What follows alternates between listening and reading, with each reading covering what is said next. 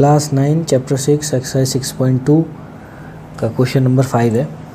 Question number 5 कह रहा है P Q and R S are two mirrors, P Q R S दो mirror है place parallel to each other, जिनको एक दूसरे के पैरेलल प्लेस किया गया।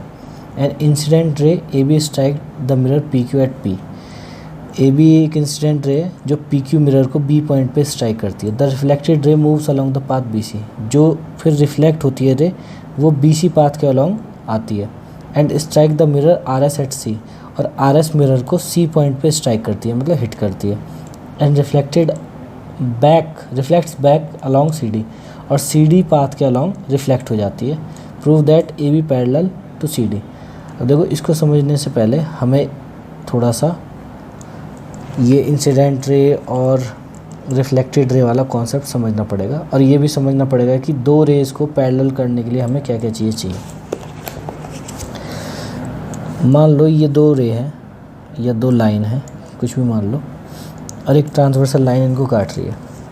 ये लाइन P है और ये लाइन Q है। अगर मुझे P को Q के बराबर दिखाना है तो या तो मैं कॉरस्पॉन्डिंग एंगल्स इक्वल दिखा दूँ, कॉरस्पॉन्डिंग एंगल्स। अब आपको पता होना चाहिए कि कॉरस्पॉन्डिंग एंगल क्या होते हैं। इसका कॉरस्पॉन्डिंग ये है, इसका कॉरस्पॉन्डिंग ये है, इसका कॉरस्पॉन्डिंग ये है, और इसका कॉरस्पॉन्डिंग ये वाला एंगल है। ठीक है, तो ये तो होगी कॉरस्पॉन्डिंग एंगल्स की जानकारी। या फिर कॉरस्पॉन्डिंग एंगल्स हम नहीं कहीं से प्रूव कर पा रहे, उसकी जगह हमने अगर अल्टरनेट इंटीरियर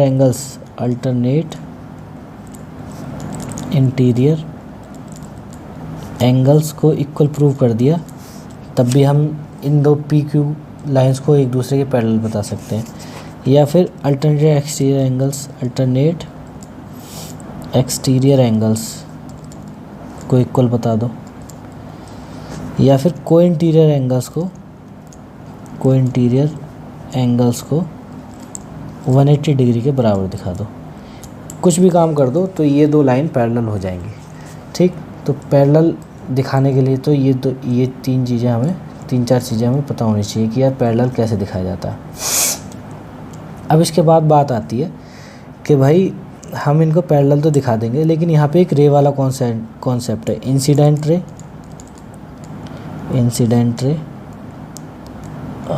और रिफ्लेक्टेड रे। ठीक है, अब आपको समझना पड़ेगा कि इंसिडेंट रे और रिफ्लेक्टेड रे क्या होती है। समझो इसे ध्यान से। सवाल तो फिर 2 मिनट में हो जाएगा अगर आपको ये कॉन्सेप्ट क्लियर होगा तो। मान लो ये कोई मिरर है, ये जो मैंने लाइन बनाई है अभी, ये कोई मिरर है। अब इस मिरर पे ये कोई रे है, ये स्ट्राइक करती है।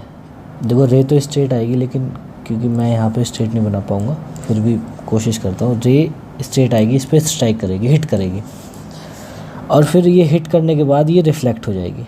ठीक है, ये यहाँ पे कोई टॉर्च थी, मान लो ये कोई टॉर्च है, इस टॉर्च से ये लाइट आ रही है, तो ये रे इसी टॉर्च से आ रही है।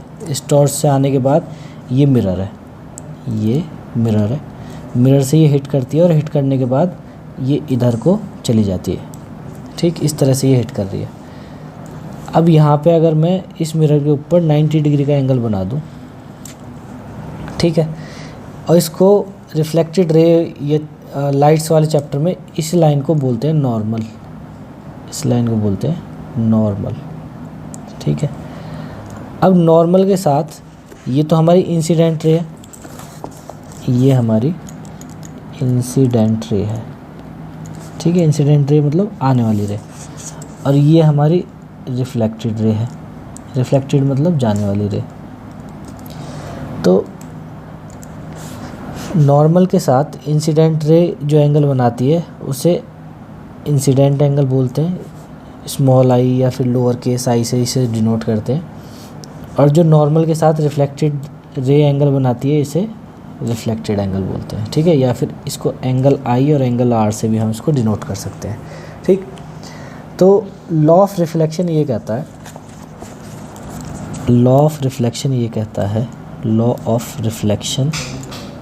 कहता है कि angle of incident is equals to angle of reflection होगा। मतलब कि ये जो एंगल है इंसिडेंट वाला एंगल ऑफ रिफ्लेक्शन के बराबर होगा। ये इसका लॉ ऑफ रिफ्लेक्शन, अगर हमें ये लॉ ऑफ रिफ्लेक्शन पता है तो इसको हम कर देंगे। ठीक है, अब आते हैं क्वेश्चन पे अपने। क्वेश्चन नंबर 5 कह रहा है in figure 6.27 P Q and R S are two mirrors place parallel to each other. तो P Q and R S ये दो मिरर्स हैं और इनको एक दूसरे के पैरेलल प्लेस किया गया है। An incident ray A B strike the mirror P Q at B. एक ए बी ये इंसिडेंट रे है, ये पी क्यू मिरर को बी पॉइंट पे स्ट्राइक करती है, हिट करती है। The reflected ray moves along the path B C. जो ये रिफ्लेक्टेड रे है ये बी सी पाथ के अलॉन्ग जाती है। And strikes mirror R S at C, और आर एस मिरर को सी पॉइंट पे यहाँ पर स्ट्राइक करती है। And reflects again back to along C D, और सी डी पाथ के अलॉन्ग ये दोबारा से रिफ्लेक्ट हो जाती है। तो प्रूव करना है हमें कि ए बी पैरेलल है सी डी के। बहुत आसान है, ध्यान से देखो आप कैसे करेंगे इसको। सबसे पहले अभी हमने एक कॉन्सेप्ट समझा है लॉज ऑफ रिफ्लेक्शन का।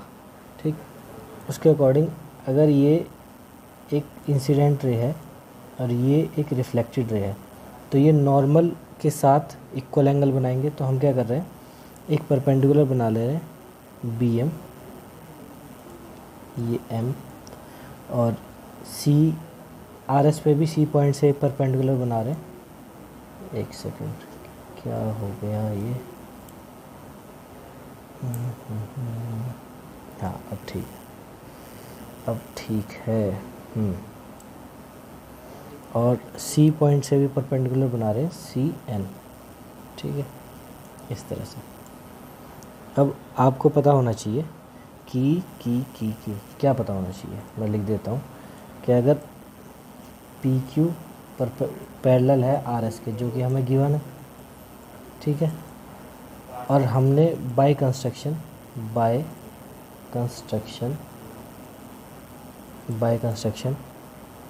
बी एम को परपेंडिकुलर बनाया है पी क्यू के, और सी एन को परपेंडिकुलर बनाया है आर एस के। ठीक है, तो कभी भी अगर ऐसा केस होगा कि दो लाइंस पैरेलल है और उन पर हम परपेंडिकुलर बनाते हैं, तो वो जो परपेंडिकुलर बन रहे हैं वो बने हैं वो भी आपस में पैरेलल होंगे। तो इसका मतलब ये है, it implies B M parallel है सी एन के, इसका मतलब ये है। ठीक है, अब अगर ध्यान से देखो कि बी एम अगर पैरेलल है सी एन के, बी एम ये वाली लाइन अगर पैरेलल है सी एन के, तो यहाँ से दो रिजल्ट निकल के आते हैं।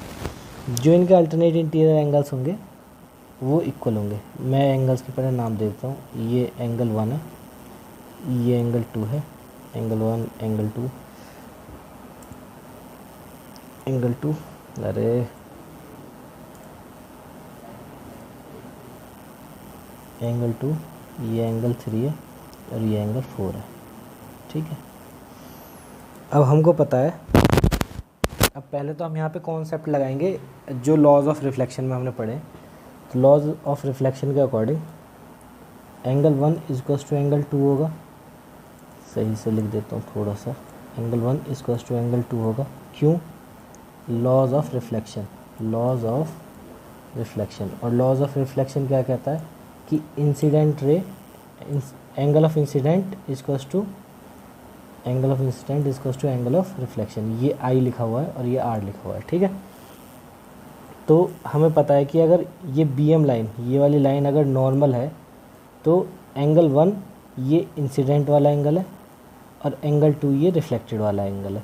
और फिर जब हम इस आर एस वाली लाइन की बात करेंगे तो इस आर एस वाली लाइन पे एंगल 3 इंसिडेंट एंगल है और एंगल 4 रिफ्लेक्टेड एंगल है। ठीक है, अब देखो आगे, तो एंगल 1 एंगल 2 के बराबर हो गया, यहाँ पे एंगल 3 बराबर एंगल 4 हो जाएगा। Same concept, laws of reflection. ठीक है, और लॉज ऑफ रिफ्लेक्शन क्या है? Angle of incident equals to angle of reflection. ठीक है, अब एक चीज़ यहाँ पे ध्यान देने वाली है कि ये जो एंगल 2 है, और ये जो एंगल 3 है, ये दोनों अल्टरनेट इंटीरियर एंगल्स हैं किसके? पैरेलल लाइंस के। अब देखो बी एम पैरेलल हो गई थी सी एन के, अगर बी एम लाइन, देखो ध्यान से देखो, अगर B M line C N line के पैरेलल है तो एंगल 2 और एंगल 3 अल्टरनेट इंटीरियर एंगल्स हैं और दो पैरेलल लाइंस के अल्टरनेट इंटीरियर एंगल्स आपस में इक्वल होते हैं। इस चीज़ को ध्यान रखना है हमें। तो इस पॉइंट को भी मैं लिख देता हूँ कि एंगल 2 बराबर एंगल 3, क्यों, रीज़न लिख देते हैं, अल्टरनेट इंटीरियर एंगल्स। ठीक है, तो ये हमने इसमें कॉन्सेप्ट इसका लिख दिया, रीज़न इसका लिख दिया। अब मैं इसको इक्वेशन नंबर 1 बोल देता हूँ, इसको इक्वेशन नंबर 2 बोल देता हूँ और इसको इक्वेशन नंबर 3 बोल देता हूँ। अब from equation 1, 2 and 3, from equation 1, 2 and 3, इन तीनों इक्वेशन से मैं एक कंक्लूज़न पर पहुँचा हूँ। वो कंक्लूज़न क्या है कि भैया तीनों इक्वेशन को देखें तो angle 1 equals to angle 2 equals to angle 3 equals to angle 4। ठीक है, अब ये कैसे हुआ, ध्यान से देखो, समझने के लिए ऐसा समझा रहा हूँ, तो इसे ज़्यादा सीरियस मत लेना। देखो एंगल 1 मैं मान लेता हूँ 10 डिग्री है, तो एंगल 2 भी 10 डिग्री होगा। ठीक है, अब एंगल 2 एंगल 3 के बराबर है, और ऊपर देखो एंगल 2 कितना डिग्री था, 10 डिग्री, तो एंगल 3 भी कितना हो गया, 10 डिग्री। और यहाँ पे देखो एंगल 3 कितना डिग्री है, यहाँ देख के बताओ, 10 डिग्री। तो एंगल 3 अगर 10 डिग्री है तो ये एंगल 4 के बराबर है, तो ये भी 10 डिग्री है। तो आप देख रहे हो कि ये चारों के चारों एंगल 10-10 डिग्री के हो गए। तो इस तरह से हम बोल सकते हैं कि angle 1 equals to angle 2 equals to angle 3। ठीक है, अब आ जाओ नीचे। अब इस डायग्राम में देखो, इस डायग्राम में देखो, और ख़ास तौर से इस वाले एंगल को देखो, ये ABC एंगल है, एक एंगल है ABC। कौन सा एंगल है, ये वाला एंगल है ABC। ध्यान से देखो ABC, इस ABC एंगल के अंदर दो एंगल है, एक तो एंगल 1 और एक एंगल 2। ABC बड़ा एंगल है, इसके दो पार्ट है, एक एंगल 1 ये वाला और एक एंगल 2 ये वाला। ठीक है, तो ये दो एंगल हैं इसके अंदर। अब किस तरह से हम यहाँ पे इसको प्रूव करना कैसे करेंगे कि अगर देखो यहाँ पे ये चारों एंगल्स बराबर थे। अब मैं इसको कुछ तो इस तरह से लिख रहा हूँ कि angle 1 plus angle 2 equals to angle 3 plus angle 4। क्योंकि ये चारों एंगल्स बराबर है, तो अगर दो एंगल मैं एक तरफ एडिशन में ले लूँ, दो एंगल एक तरफ एडिशन में ले लूँ, तो इनका रिजल्ट भी इक्वल होगा। फिर उसी तरह से समझा रहा हूँ, मान लो ये 10 डिग्री है, ये भी 10 डिग्री है, ये भी 10 डिग्री है और ये भी 10 डिग्री है, क्योंकि चारों बराबर है। तो इन दोनों को मैंने इधर लिख लिया, तो कितने डिग्री हो गए, 20 डिग्री। इन दोनों को मैंने राइट हैंड साइड पर लिख लिया, तो ये हो गए 20 डिग्री। ठीक है, तो ये बस समझाने का तरीका है, आपको ऐसे लिख के नहीं आना। तो angle 1 plus angle 2 equals to angle 3 plus angle 4, इस तरह से हो जाएगा ये। ठीक, अब इस तरह से हो जाएगा, तो ध्यान से देखो, एंगल 1 और एंगल 2 मिलके कौन सा एंगल बना रहे हैं, ABC, ये वाला एंगल। ठीक है, और एंगल 3 प्लस एंगल 4 मिलके कौन सा एंगल बना रहे हैं, BCD, ये वाला एंगल। ठीक है, ये बस आपको समझाने के लिए करा मैंने। अब ध्यान से देखो यहाँ पे, तो मैं इसको लिख देता हूँ कि एंगल 1 प्लस एंगल 2 क्या है, angle ABC equals to angle BCD। और आप ध्यान से देखो, तो ये दोनों एंगल इस डायग्राम में अल्टरनेट इंटीरियर एंगल्स बना रहे हैं। कैसे एंगल्स बना रहे हैं, अल्टरनेट इंटीरियर एंगल्स। ध्यान से देखो, ये वाली लाइन, ध्यान से देखना आप। चलो इसको दोबारा से थोड़ा सा हाईलाइट कर देता हूँ, एक सेकंड। हाँ, आप ध्यान से देखो, ये वाली लाइन और ये वाली लाइन अगर हम पैरेलल मान लें थोड़ी देर के लिए, वैसे अभी ये प्रूव नहीं हुई है, लेकिन मान लो ये पैरेलल है, तो और ये एक लाइन इसको काट रही है, तो ये वाला एंगल और ये वाला एंगल कौन से एंगल्स हो गए, ये दोनों एंगल्स हो गए अल्टरनेट इंटीरियर एंगल्स। ठीक है, तो एक हमने चीज़ पढ़ी है कि अगर दो लाइन पैरेलल है तो उनके अल्टरनेट इंटीरियर एंगल्स इक्वल होंगे, और अगर किसी भी दो लाइंस के अल्टरनेट इंटीरियर एंगल्स इक्वल हैं तो वो दोनों लाइन पैरेलल होंगी। ये दोनों केस एक साथ पढ़ाए जाते हैं। ठीक है, तो पहले दोबारा बता देता हूँ, अगर दो लाइन पैरेलल हैं, एक सेकेंड, अगर दो लाइन पैरेलल हैं तो उनके अल्टरनेट इंटीरियर एंगल्स बराबर होंगे। यहाँ पे था एंगल BCD। ठीक, तो देखो, अगर ये दो लाइन पैरेलल हैं और इनको एक ट्रांसवर्सल लाइन काट रही है, तो इनके अल्टरनेट इंटीरियर एंगल्स इक्वल होंगे। और अगर कोई भी दो लाइन है, हमें नहीं पता वो पैरेलल है या नहीं है, अगर उस दो लाइन की अल्टरनेट इंटीरियर एंगल्स इक्वल है तो ये दोनों लाइन पैरेलल होंगी, गारंटीड है। ठीक, तो इसी कॉन्सेप्ट को यूज़ करते हुए हम यहाँ पे एक चीज़ लिखेंगे। क्या लिखेंगे, लिखेंगे angle ABC and angle B C D are alternate interior angles. तो यहाँ से एक रिज़ल्ट निकल के आता है, अरे यार, यहाँ से एक रिज़ल्ट निकल के आता है कि ए बी पैरेलल है सी डी के। ठीक है, बस इतना सही हमारा ये क्वेश्चन है, इसको ध्यान से आराम से देख लो।